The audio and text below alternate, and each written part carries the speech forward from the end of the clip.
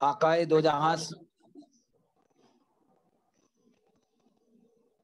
حتیٰ کہ آقائے دو جہاں سرور کائنات صلی اللہ علیہ وسلم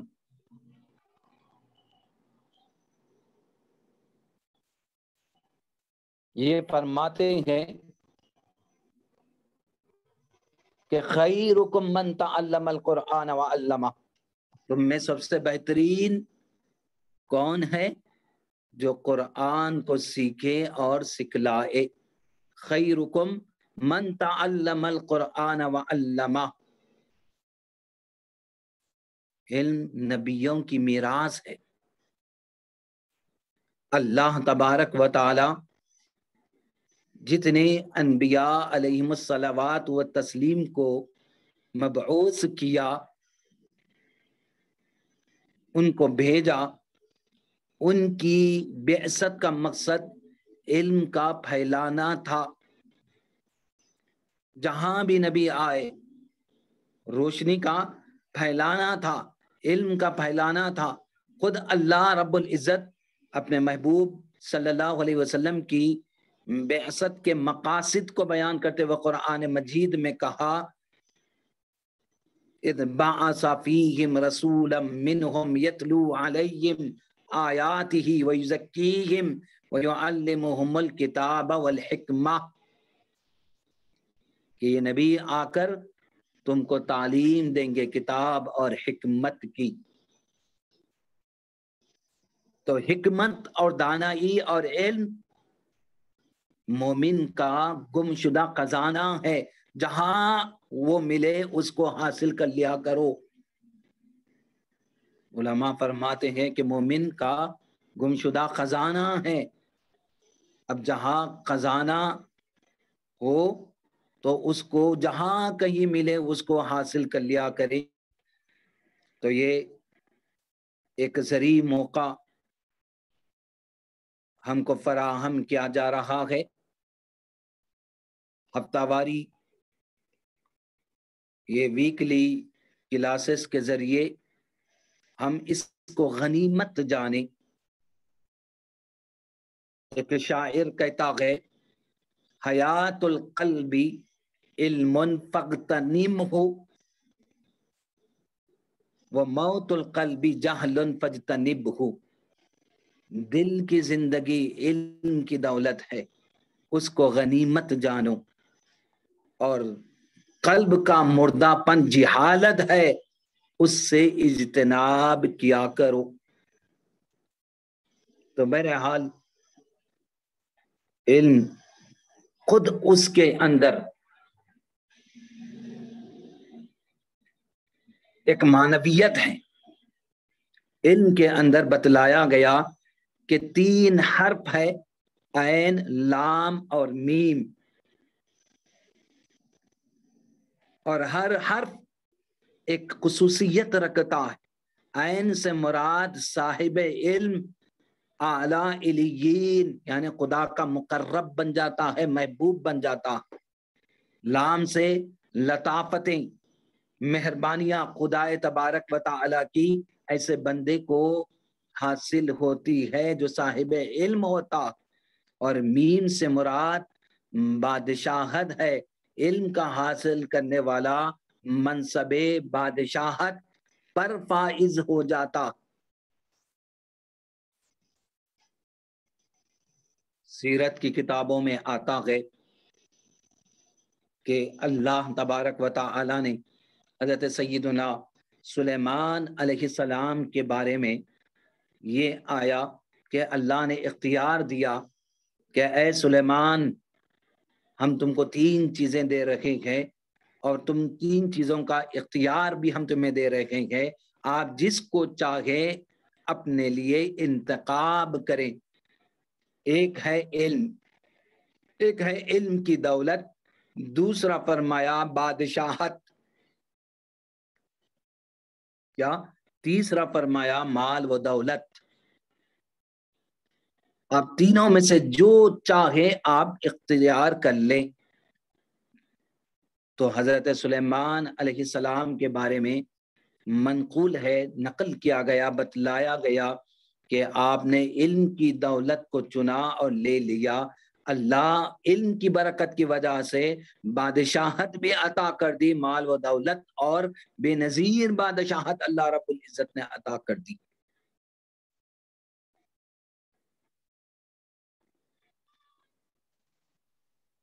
تو بہرحال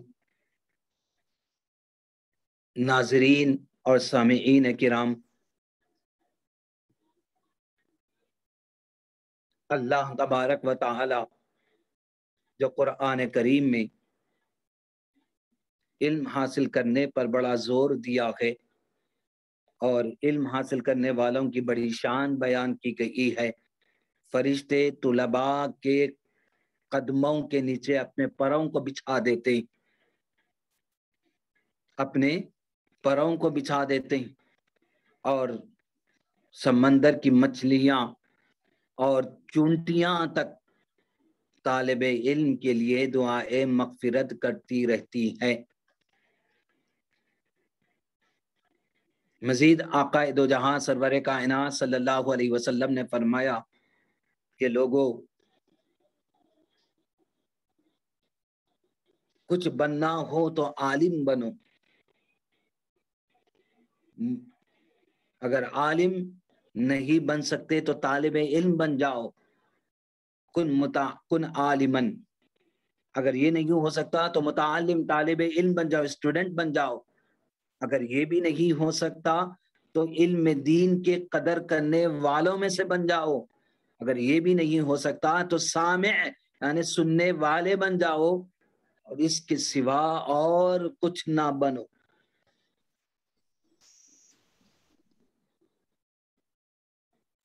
تو پھر علماء کرام سے جب دریافت کیا گیا کہ علم کی اتنی بڑی اہمیت دی گئی، علم کو اتنی بڑی کیا ہے اہمیت دی گئی، تو یہ علم جو اللہ تبارک و تعالی نے جس کے درجات کو، جن کے فضائل کو بیان کیا، آقا دو جہاں سرور کائنات صلی اللہ علیہ وسلم نے جو خصوصیات اور فضائل علم کے بیان فرمائے، اس سے مراد کیا ہے، کون سا علم مراد ہے، جس کی فضیلت میں آقا دو جہاں سرور کائنات صلی اللہ علیہ وسلم نے یہ بھی فرمایا کہ عالم کی، علم کے حاصل کرنے والے کی فضیلت کیسے ہے، جیسے میری فضیلت تم میں سے ایک ادنا پر، جیسے میری فضیلت ہے سارے لوگوں پر، اس طرح ایک علم کے حاصل کرنے والے کو بھی فضیلت اور مقام اور مرتبہ ملتا ہے۔ یہ میرے وارث ہوا کرتے ہیں، حضور نے فرمایا انما العلماء ورثۃ الانبیاء، علم کے رکھنے والے علماء کی شان کیا ہے، یہ نبیوں کے وارث ہوا کرتے ہیں، اور نبی مال دولت اقتدار یا کسی اور چیز کا وارث نہیں ہوتا، بلکہ علم کا وارث نبی ہوا کرتا، تو یہ علماء بھی علم کے وارث ہوا کرتے ہیں، علم نبوت کے جانشین ہوا کرتے ہیں، علم نبوت کے وارث ہوا کرتے ہیں، جیسا کہ حدیث شریف میں آتا ہے کہ سیدنا ابو ہریرہ رضی اللہ تعالیٰ نے ایک مرتبہ بازار گئے، اور بازار جانے کے بعد لوگوں سے کہا تم یہاں کیا کر رہے ہو، مسجد میں نبی کی میراث بٹ رہی ہے اور تم یہاں مصروف ہو۔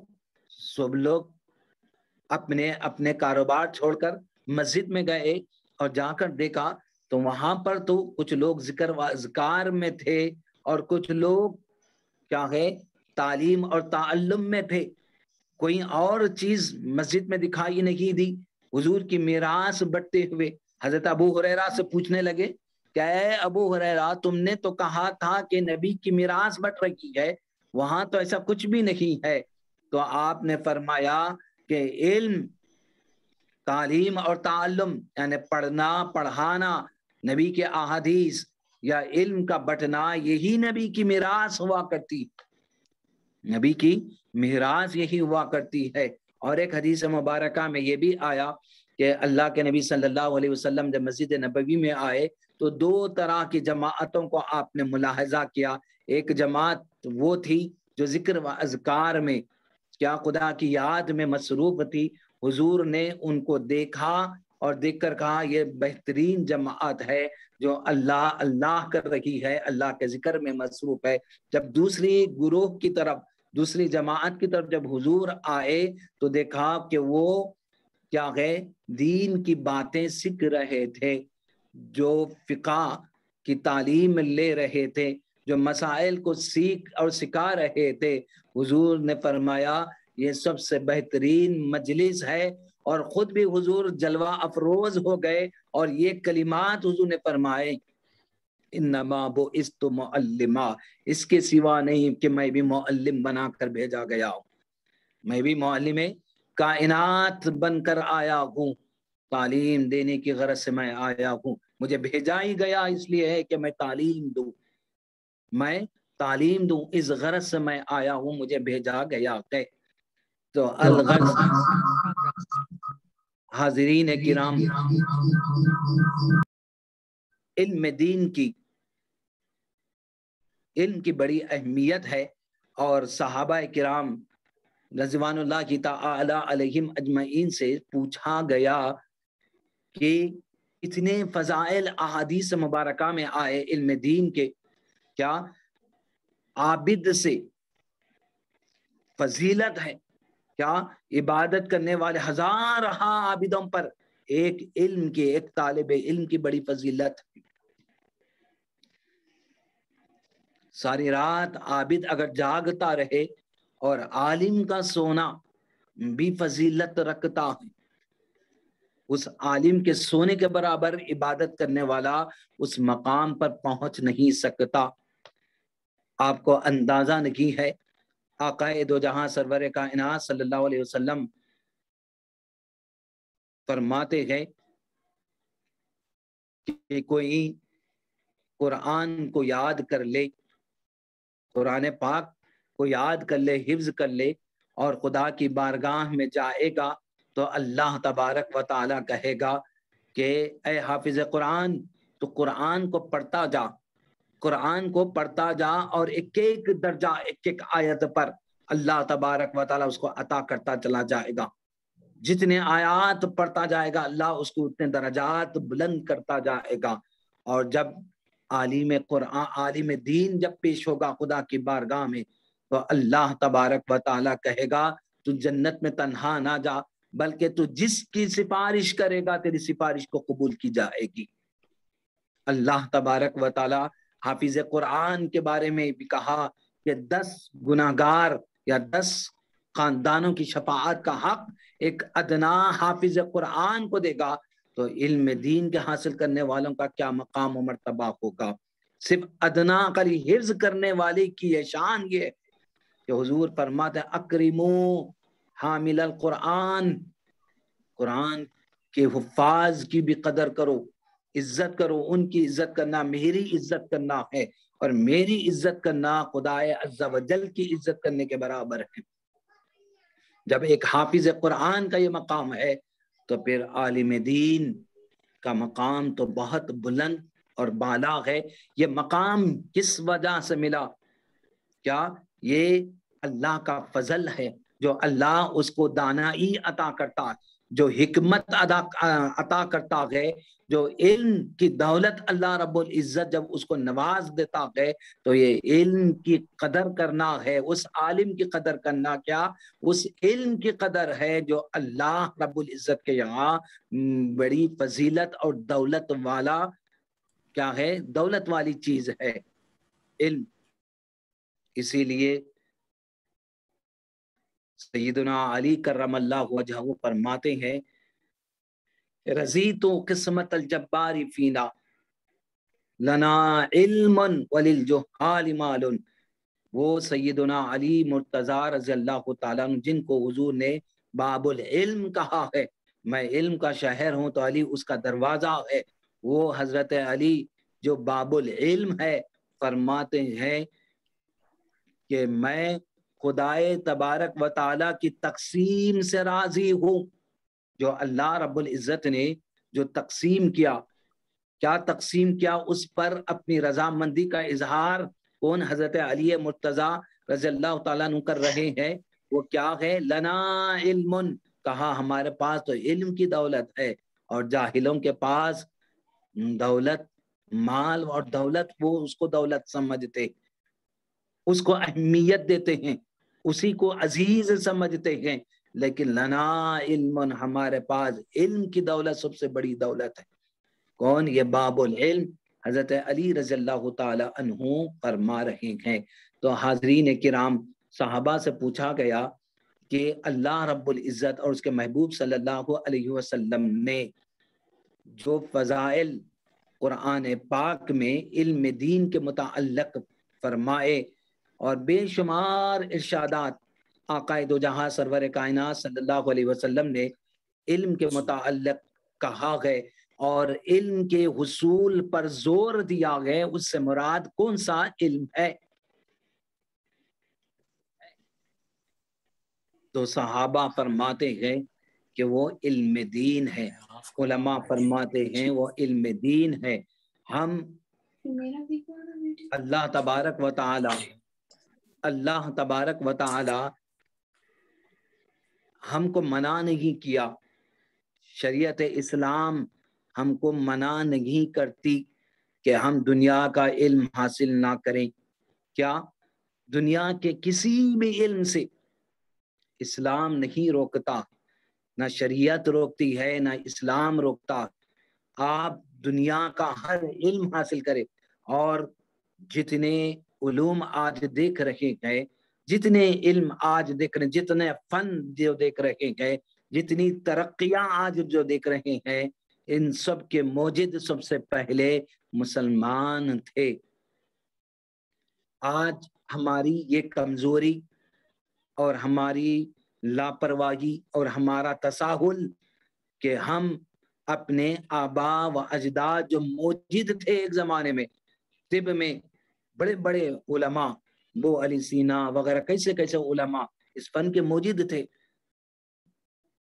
کتنے علوم، یہاں تک کہ علماء لکھتے ہیں کہ اللہ رب العزت نے جو قرآن کریم اپنے محبوب صلی اللہ علیہ وسلم پر نازل کیا، جو اتارا، اس کتاب میں اللہ رب العزت نے سارے علوم، قیامت تک کے آنے والے ساری ایجادات، سارے علوم اللہ رب العزت نے اس میں جمع کر دیے.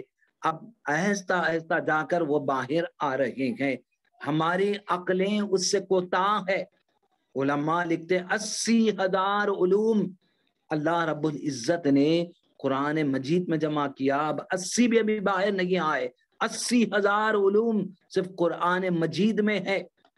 آج جو علوم آج نئے نئے جو پڑھائے جا رہے ہیں نصاب کے طور پر، سلیبس کے طور پر، فزکس لے لو آپ، معاشیات لے لو، جتنے علوم آج نئے جو دیکھ رہے ہیں، یہ سب قرآن پاک میں موجود ہے.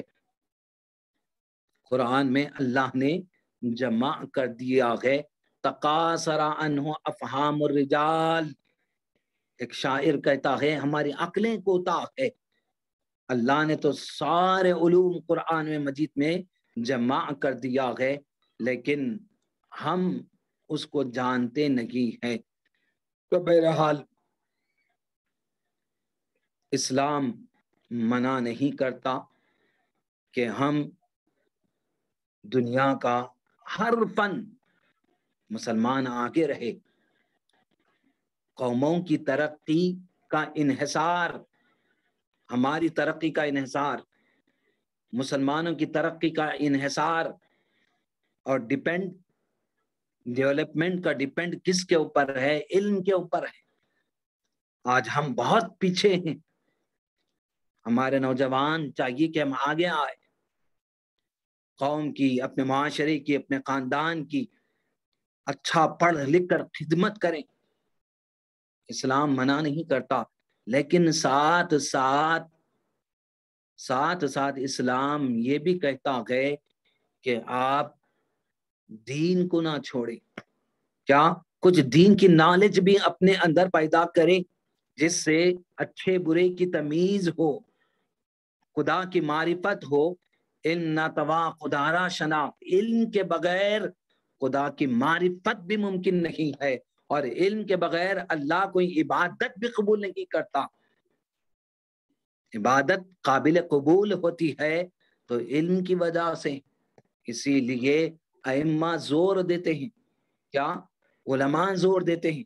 امام شافعی رحمت اللہ علیہ کو آپ دیکھیں کہ آپ فرماتے من فاتہ التعلیم وقت شبابہ، جس سے اس کی جوانی میں جو پڑھنے کا وقت تھا، اس کی جوانی میں محنت کرنے کا، ترقی کرنے کا، کیا علم کے فنون میں ڈوب کر کیا ہے محنت کر کے آگے بڑھنے کا جو وقت تھا، وہ نوجوان اگر ضائع کر دے، کھو دے، تو ایسے شخص کے بارے میں امام شافعی علیہ الرحمت و رضوان فرماتے قم فکبر علیہ اربعہ، اٹھو اب اس پر نماز جنازہ پڑھ دو۔ کیا جاہل جو ہے اس کا زندہ رہنا یا مردہ رہنا دونوں برابر ہے ان کی نگاہ۔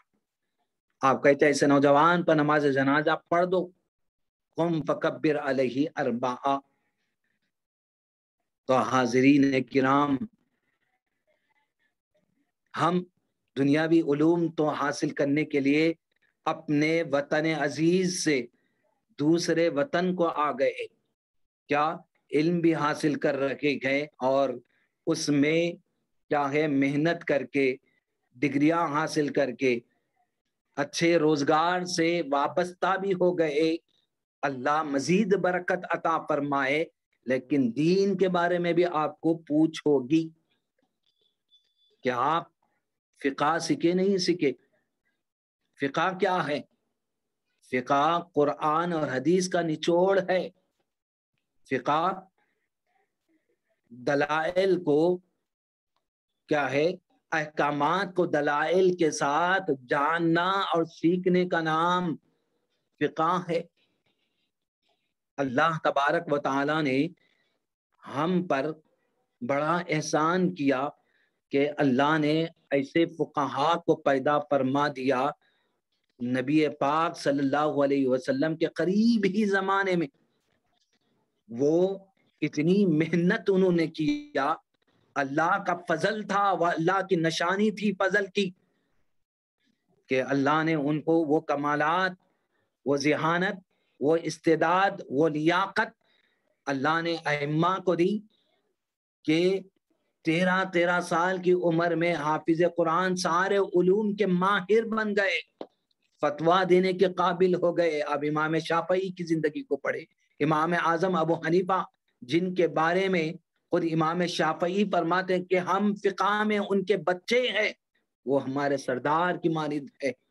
وہ امام اعظم ابو حنیفہ جن کو فقہ کا بانی کہا جاتا ہے، فقیہ اعظم ہے امام اعظم ابو حنیفہ رحمت اللہ علیہ۔ 60,000 مسائل قرآن اور حدیث آپ نے نکالا۔ ہم سمجھتے گئے کہ یہ فقہ کیا ہے بھئی، ہم ڈائریکٹ قرآن کو دیکھ لیں، حدیث کو پڑھ لیں، قرآن کو ہم بھی پڑھ لیں گے، حدیث کو دیکھ کر ہم حدیث پر عمل کر لیں گے۔ کہاں آپ کے پاس اتنا وقت ہے کہ آپ ڈائریکٹلی قرآن سے کوئی مسئلہ نکالیں؟ اب جو بھی مسئلہ نکالنا ہو، آپ اپنے کاروبار کو چھوڑ کر، تعلیم کو چھوڑ کر، اپنی نوکری کو چھوڑ کر، اپنی ڈیوٹی کو چھوڑ کر، کہاں آپ کے پاس اتنا وقت ہے کہ ایک ایک مسئلہ، اب نماز کیسے پڑھنا، رفع یدین کے لیے اب کیا قرآن میں دیکھیں گے؟ وضو کے کتنے فرائض ہے کیا قرآن میں ڈھونڈتے پھریں گے آپ؟ ترجمہ لانا، اس کا وہ لانا، پھر عربی آنا، کتنے اس کے علوم ہیں قرآن پاک کے، تفسیر کرنے کے کتنے علوم چاہیے، کتنے احادیث چاہیے آپ کو، پورے احادیث کی کتابیں لانا، پھر اس کو ڈھونڈ لیتے ہوئے پھر بیٹھنا آپ۔ ارے بڑے بڑے ائمہ جو حدیث کے تھے، امام بخاری آپ دیکھ لیں، امام مسلم کو دیکھ لیں، امام ترمذی کو دیکھ لیں، جتنے سیاہ ستہ کے محدثین ہیں، سب امام شافعی کے مقلد اور پیروکار تھے۔ اور ہر حدیث کے بعد ہمارے استاذ امام شافعی نے یوں کہا خود نام حدیث کے بعد انہوں نے نقل کیا اور ذکر کیا. پوری ترمذی کو اٹھا کر دیکھے، فرقہ شافعی کے طرز پر اس کو جمع کیا گیا ہے. ترمذی شریف دیکھیں، مسلم شریف کو دیکھیں، آپ امام بخاری کو دیکھیں، جتنے ائمہ جو سیاہ ستہ کے ہے، جب انہوں نے لاکھوں حدیث، امام بخاری کو کتنی 6 لاکھ صحیح حدیثیں یاد تھی، جمع کتنی کرے انہوں؟ 6000 حدیثیں بھی جمع نہیں کرے. اگر اس کے کیا ہے تکرار حدیث کو اگر نکال دے تو 4000 چلیر کچھ احادیث بخاری میں ہیں.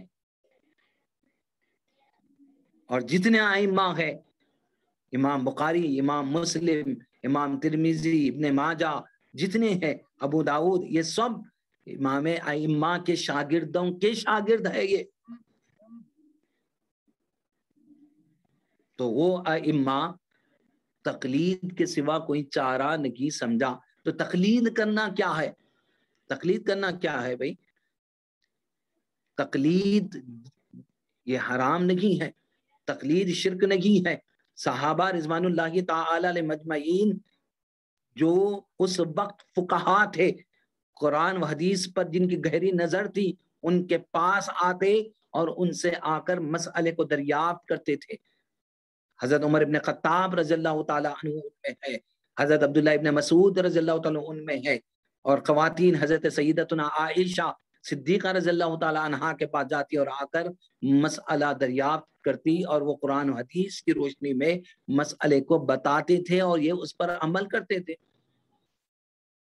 اب اللہ رب العزت نے ہماری سہولت کے لیے 4 ائمہ کو بنا دیا، 4 رستے ہیں، اور وہ چاروں رستے بھی آپ کی منزل کی طرف بھی لے جاتے ہیں. آپ کدھر سے بھی جائیں، مثال کے طور پر 4 مینار جانا ہے، آپ بھٹے سے جائیں یا ملک پیٹ سے آئے یا ادھر سے آئے مہدی پٹنم سے آئے، منزل تو ایک ہی ہے.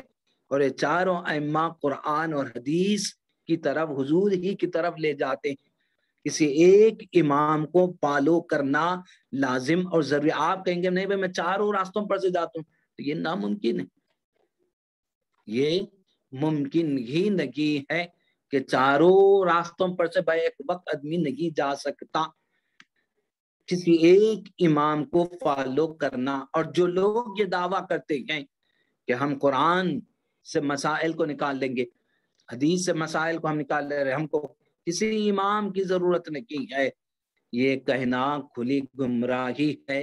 آپ ان سے پوچھیں بھائی سچے دل سے بتا تو کتنے احادیث سے مسائل نکالا؟ میں تیرے کو مان لیتا ہوں، تیرے کو امام مان لیتا ہوں، نکال کے بتا دے کتنے مسائل نکالا. تو وہ خود بھی نہ قرآن گھر میں لایا نہ حدیث کی کتاب لایا، صرف دعویٰ اس کو یہ باور کروا دیا گیا، کیا گمراہ کروا دیا گیا، اس کے ذہن کو کیا ہے پھیر دیا گیا کہ ہم قرآن و حدیث کے ماننے والے ہیں اور جتنے ائمہ ہیں وہ غلط ہے. کیا یہ ائمہ کو مانتے؟ نہیں بھائی، یہ آپ ذہن سے نکال دے، ہم ائمہ کو نہیں مانتے. ائمہ کیا ہے؟ جو قرآن و حدیث سے جو مسائل نکالے ہم اس کو مانتے ہیں. اب وہ نکالنے میں ذریعہ بنے ائمہ، اس لیے فقہ کو ان کی طرف منسوب کر دیا گیا. یہ فقہ شافعی ہے، یہ فقہ حنفی ہے، یہ فقہ مالکی ہے، یہ فقہ حنبلی ہے. سمجھ رہے ہیں نا؟ جس طرح مثال کے طور پر کوئی ڈاکٹر بن رہا ہے ہم میں سے، ہمارے بچے ہے، کوئی ڈاکٹر بننا چاہتا ہے، پڑھ رہا ہے. اب وہ ڈاکٹر جو بنے گا کیا خود بخود کتابیں پڑھ لے کے ڈاکٹر بن جائیں گا، یا اس کو اساتذہ کے پاس جانا پڑے گا، پریکٹس کرنا پڑے گا، ماہر ڈاکٹروں کے نیچے، ہاتھ کے نیچے کام کرنا پڑے گا، تب جا کر وہ ڈاکٹر بنتا ہے. اگر کوئی مریض یہ کہے کہ نہیں بھائی علم تو ڈاکٹر بھی بنا تو کتابیں پڑھ کے بنا، کتابوں میں سب موجود ہے، میں بھی کتابیں پڑھ کر اپنا علاج کر لوں گا، کیا میں انجیکشن میں اپنا آپ دے لوں گا، آپریشن میں اپنا آپ میں کر لوں گا کتابیں پڑھ کر، تو کیا ایسا ہو سکتا ہے؟ کل دوسرے دن اس کا اعلان ہو جاتا، وہ دنیا سے چلا جاتا، ایسا پاگل۔ علم تو ہے میرے بھائی، کتابوں میں موجود، قرآن میں ہے، حدیث میں ہے۔ کیا فقہ کو ماننا قرآن و حدیث کا نچوڑ ہے۔ ائمہ نے یہ کہہ دیا ہے، اگر ہماری بات قرآن و حدیث سے ٹکرائے تو اس کو دیوار پر مار دو۔ چیلنج کے ساتھ میں یہ کہہ رہا ہوں کہ نوجوانوں یہ بات بٹھا لو، فقہ کی کوئی بھی امام کی بات ہو، قیامت تک یہ نہیں کہہ سکتا کہ یہ قرآن کے خلاف ہے، حدیث کے خلاف۔ جو بھی مسئلہ امام حنفی کا ہو، فقہ حنفی کا ہو یا فقہ شافعی کا ہو، قرآن سے ٹکراتا ہو یا حدیث سے ٹکراتا ہو، ایسا بولنے والا پیدا ہی نہیں ہوا، نہ قیامت تک پیدا ہوگا۔ یہ کھلا چیلنج ہے، یہ آپ کی بات نہیں۔ 1400 سال سے فقہ پر عمل ہو رہا ہے۔ امام اعظم ابو حنیفہ رحمت اللہ علیہ، صحابہ سے ملاقات کرنے کا شرف ملا، براہ راست حدیثیں صحابہ سے لینے کا شرف ملا۔ تابعی ہے امام اعظم ابو حنیفہ رحمت اللہ علیہ، اور پھر کتنی اہمیت انہوں نے، کتنی محنت انہیں کی، ان کی محنتوں کو ہم سلام کریں۔ ان کا احسان پوری امت کبھی چکا نہیں سکتی۔ 1000 کیا ہے لوگ شاگرد ان کی مجلس میں رہتے تھے، اور 40 ایسے محدثین اور ایسے ماہرین تھے اس میں کہ ایک ایک مسئلے کو لکھنے کے لیے اس پر ساری رات بحث ہوتی تھی، تب جا کر ایک ایک مسئلہ فقہ حنفی کا لکھا گیا۔ اب بتاؤ قرآن سے کبھی ٹکرا سکتا ہے کیا؟ فقہ یوں ہی نہیں لکھی گئی، ایک ایک مسئلے پر اس میں محدثین بھی ہوتے تھے، ماہر، لاکھوں حدیثیں۔ ابھی بخاری، مسلم، ترمذی، ابن ماجہ کا دور بھی نہیں آیا۔ امام اعظم ابو حنیفہ رحمت اللہ علیہ کے پاس 1000 شاگرد ہوا کرتے تھے، ان میں 40 ایسے لوگ تھے، اس میں 8-10 محدثین تھے، 8-10 عربی زبان کے ماہر تھے، 8-10 ایسے قرآن اور مفسر بڑے بڑے چوٹی کے علماء جن کا کوئی ہمسر اور پلہ نہیں تھا۔ ان کے پاس وہ مسئلے کو رکھا جاتا، غور و فکر کے بعد سارے جب متفق ہوتے تو اس کو فقہ حنفی میں شامل کیا جاتا، بڑی بحث کے بعد۔ ہم کو معلوم ہی نہیں ہے، ہم فقہ سمجھے ہی نہیں ہے، ہم یوں ہی سمجھتے ہیں کہ فقہ کیا ہے، کیا یہ امام اعظم کے گھر کی لکھی ہوئی کتاب، امام شافعی کے گھر کی لکھی ہوئی فقہ ہم یہ سمجھ رہے ہیں؟ نہیں میرے بھائی، یہ ائمہ کی کاوشیں، جو اللہ نے ان کو جو صلاحیت دی، ذہانت دی، ذکاوت دی، جو تقوی کا، پرہیزگاری کے اعلیٰ مقام پر، اعلیٰ معیار پر فائز تھے، وہ خداداد صلاحیت اللہ رب العزت نے امت محمدیہ کی خدمت کے لیے، امت مسلمہ کی خدمت کے لیے اللہ نے ان کو پیدا کیا تھا، اور انہوں نے یہ قرآن و حدیث سے دن رات محنت کر کے ایک ایک حدیث کو لینے کے لیے کئی میل کا سفر کر کے انہوں نے حدیث کو لیا، اور اس کے بعد پھر وہ فقہ کو انہوں نے جمع کیا۔ تو یہ فقہ قرآن و حدیث کا نچوڑ ہے۔ فقہ کو ماننا، اس پر عمل کرنا، قرآن و حدیث پر عمل کرنا، قرآن و حدیث پر عمل کرنا۔ تو فقہ حنفی ہو یا فقہ شافعی ہو یا فقہ مالکی ہو یا حنبلی ہو، 4 ائمہ پر اس زمانے میں اتفاق ہو گیا کہ اب کوئی اتنا بڑا مجتہد نہیں بن سکتا کہ وہ خود کیا ہے مسائل کو نکال سکے۔ اب اس کے لیے کوئی چارہ نہیں کہ 4 ائمہ میں سے کسی ایک امام کو فالو کرے، ان کی تقلید کرے۔ سارے علماء کا اتفاق ہو چکا ہے۔ بڑے بڑے اولیاء کی زندگی کو دیکھیں آپ، حنفی ہے یا شافعی ہے، کوئی مالکی ہے تو کوئی حنبلی، اتنے بڑے بڑے طریقت کے پیشوا، اپنے وقت کے مجدد قطب بھی کیا ہے ائمہ کو انہوں نے فالو کیا اور کسی ایک امام کی تقلید کرتے ہوئے وہ بھی نظر آ رہے ہیں۔ تو ناظرین کرام، اللہ رب العزت کا ہم پر بڑا احسان اور کرم ہوا کہ آج ہم فقہ کو مانتے ہیں، ہمارے لیے قرآن و حدیث پر چلنا بڑا آسان ہو گیا ہے، وہ فقہ کی ذریعے سے، وہ فقہ کی صورت اور شکل میں۔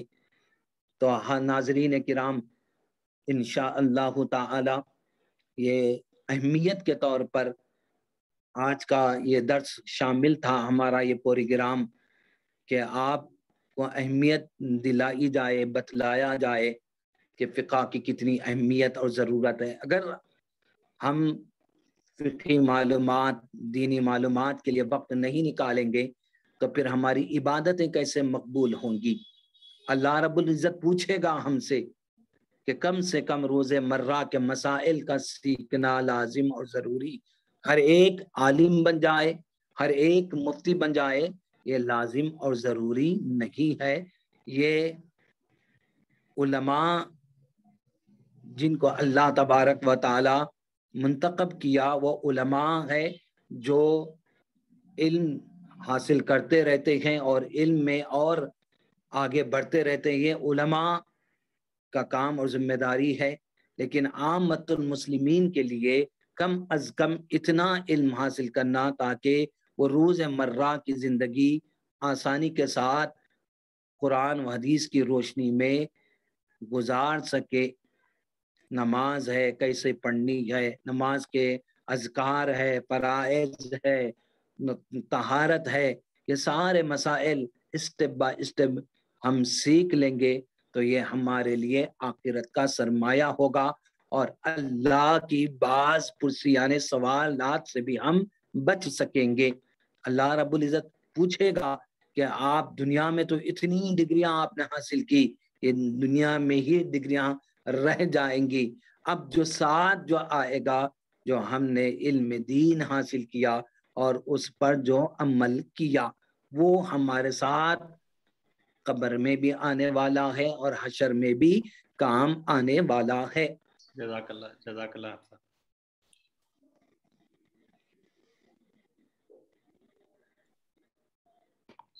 تو حاضرین کرام، یہ ہماری انشاءاللہ پہلی یہ نشست تھی جو علم دین کی اہمیت پر آپ کو ترغیب دلوائی گئی۔ آئندہ انشاءاللہ تعالی ہم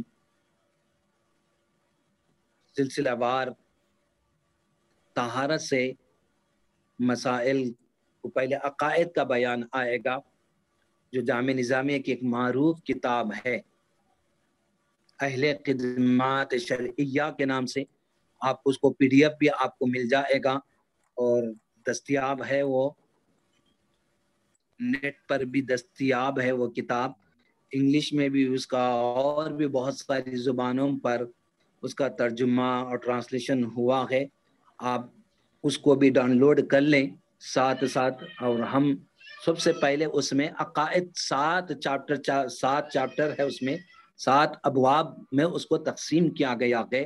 سب سے پہلے عقائد ہے، پھر اس کے بعد طہارت ہے، پھر نماز ہے، پھر دیگر اور مسائل طلاق وغیرہ کے، اور آگے کچھ اور مسائل ہے۔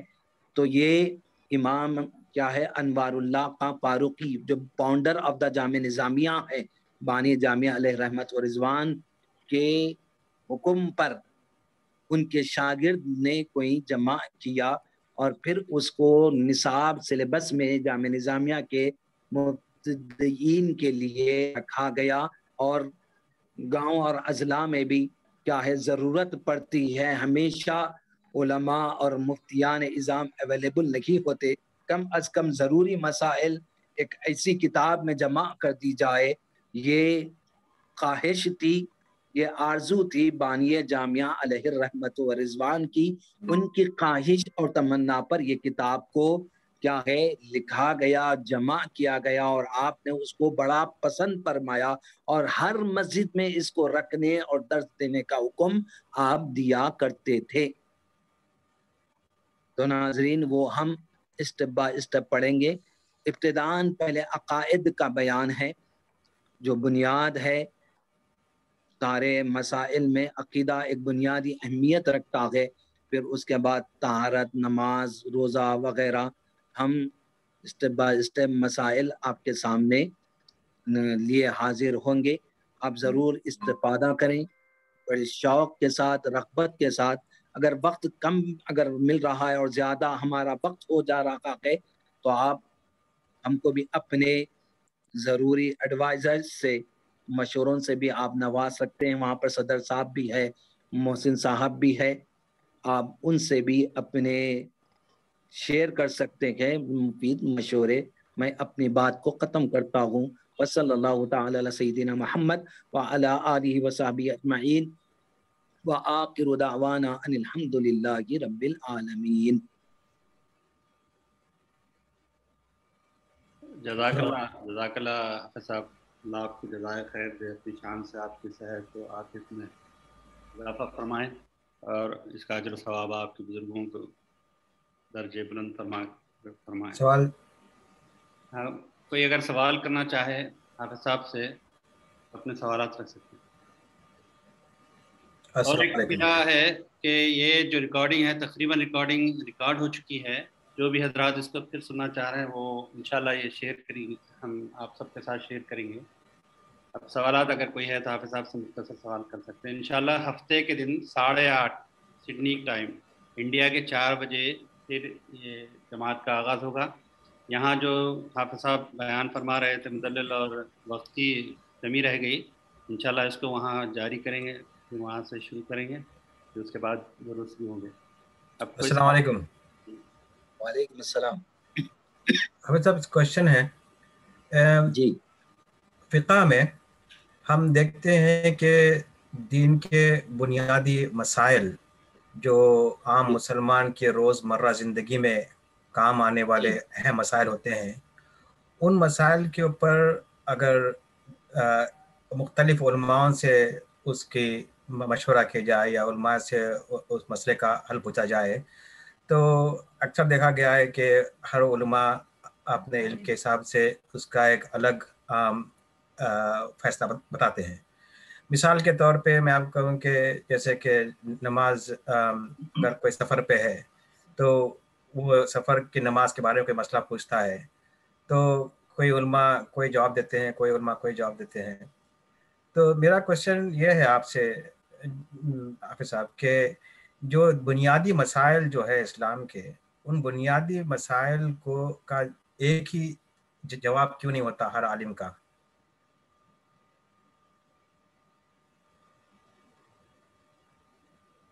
میں معافی چاہتا ہوں، آپ کا نام؟ عارف بھائی انشاءاللہ یہ ہم درسن ہے نا حافظ صاحب پورے عنوانات کو کور کریں گے۔ آج کیونکہ پہلی جماعت ہے اور ہمارے تمام سننے والے ان سب کو ایک پلیٹ فارم پہ لانے کی کوشش ہے۔ انشاءاللہ آپ کا جو مسئلہ ہے حافظ صاحب آئندہ جب درس دیں گے اس وقت ضمناً جب بھی بات آئے گی انشاءاللہ تفصیل سے اس کا ذکر فرمائیں گے۔ اب یہ کیونکہ یہ 2 3 4 5 کلاسز میں یہ ختم ہونے والا نہیں ہے، انشاءاللہ اللہ اگر یہ سلسلہ جاری رکھے تو پوری اہل خدمات شریعہ پوری کتاب ختم کرنے والے ہیں۔ تو جب بھی ضمناً آپ کی بات آئے گی اس وقت انشاءاللہ آپ صاحب اس کو تفصیل سے سمجھائیں گے۔ میرا سوال کسی فقہ مخصوص فقہ پہ نہیں ہے، کسی بھی فقہ کسی بھی آپ کسی بھی عالم کے پاس جائیں گے، مثال کے طور پر میں آپ سے بتاتا ہوں بھائی کہ اگر آپ ہوم لون کے بارے میں کسی ایک عالم سے پوچھیں گے تو کوئی عالم آپ سے بولیں گے بھائی پہلا ہوم لون لینا جائز ہے، کوئی بولیں گا کہ بھائی نہیں ہوم لون لینا جائز نہیں ہے، کوئی کسی عالم کے پاس جائیں گے تو انہیں بولیں گے بھائی ائمہ سے کیا کہتے ہیں وہ مسلم ایم سی ایس سے لے لو ان سے جائز ہے۔ تو ہر علماء کا آپ کو ایک الگ آپ کو جواب ملتا ہے نا۔ میرا سوال یہ ہے کہ یہ تو یہ علماء کا نظریہ الگ الگ ہوتا ہے، سمجھے؟ نظریات کا تھوڑا سا اختلاف ہوتا ہے، اور پھر فقہ کی صورت میں بھی مسائل بدل جاتے ہیں. اصول جب بدل گئے تو کیا ہے، اب کس کے پاس مسافت، امام شافعی رحمۃ اللہ علیہ کے پاس جو سفر کی جو مسافت ہے، قصر کب سے کرنا ہے، تو ان کے پاس 120 110 کے بعد مسافت شروع ہوتی، اور احناف کے پاس 80 میل پر 80 کلومیٹر پر سے مسافت شروع ہو جاتی ہے. تو اس میں یہ اختلاف آتا ہے. نہیں، میں الگ الگ ائمہ کی بات نہیں کر رہا ہوں، ایک ہی حنفی کی بات کر رہا ہوں. صرف حنفی علماء سے اگر آپ پوچھیں گے کہ نہیں، تو حنفی علماء میں تو اختلاف نہیں ہونا، حنفی علماء میں تو اختلاف نہیں ہونا چاہیے. فقہ حنفی کی روشنی میں جو ہے وہی بیان کرتے ہیں، کہ مطلب الگ الگ اس میں وہ نہیں ہے. فقہ حنفی کی بات جب ہوتی ہے تو فقہ حنفی کی روشنی میں ہی بیان آپ کو مسئلہ بتا دیا جاتا ہے. تو پورے مسائل اس کو لکھے ہوئے ہے باضابطہ، پورے ہزاروں کتابیں اس کی دستیاب ہیں، ہزاروں فتاوا ہے، ہزاروں فقہ حنفی کی کتابیں ہیں. اسی کی روشنی میں مفتیان نظام ہو، علماء ہو. اب کیا ہے، بعض علم نہ ہونے کی وجہ سے اب کیا پوری اتنی نظر نہیں رہتی بعض فقہ پر، تو اس وجہ سے تھوڑا سا اختلاف بعد میں غلط سلط بیان ہوا تھا، بعد میں رجوع کر لیتے بعض علماء. ایسا بھی ہو سکتا، امکان ہے. لیکن جو مسئلہ جو ہے وہ مسئلہ تو وہی رہے گا، فقہ حنفی کا کبھی بدلنے والا نہیں ہے. اب سے نہیں بلکہ 1400 سال سے عمل ہو رہا اس پر، وہی بتائیں گے، دوسرا تو بدل نہیں سکتا. نئے اس کے حساب سے جدید کوئی مسئلہ آیا تو اس میں اختلاف ہو سکتا. آج کے جدید مسائل میں سمجھ میں آیا تو اس میں اختلاف ہو سکتا، لیکن قدیم جتنے مسائل ہے اس پر تو وہی فقہ حنفی ہے. فقہ حنفی فالو کرنے والا فقہ حنفی کو بتلائے گا. فقہ شافعی کے اگر فالوورز ہے کم وہ ہے تو انہیں فقہ شافعی میں یہ مسئلہ ہے بلکہ بیان کر دے گا. جزاک اللہ.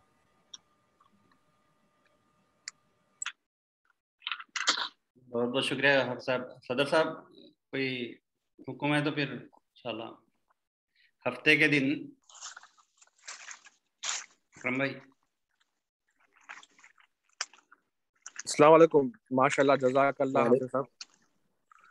انشاءاللہ تعالیٰ پھر ہفتے سے جو ہے جو ترتیب ہے ہماری طہارت وغیرہ کی، وہ اصول کو جو انشاءاللہ تعالیٰ ہفتے سے بالکل اسی مقرر وقت پہ جو ہے عقائد کا بیان ہے ابتداءً اس میں انشاءاللہ. عقائد کا بیان ہے، یعنی ایمان مفصل ہے. پھر اس کے بعد کچھ اور ایمانیات کے کچھ بیانات ہے، اس کو انشاءاللہ وہ جلد اس کو ختم کر لیں گے. پھر اس کے بعد کنٹینیو اپنا انشاءاللہ تسلسل جاری رہیں گا انشاءاللہ. جزاک اللہ خیر. یہ PDF آلریڈی ہمارے گروپ میں بھی ہے اکرم بھائی. جی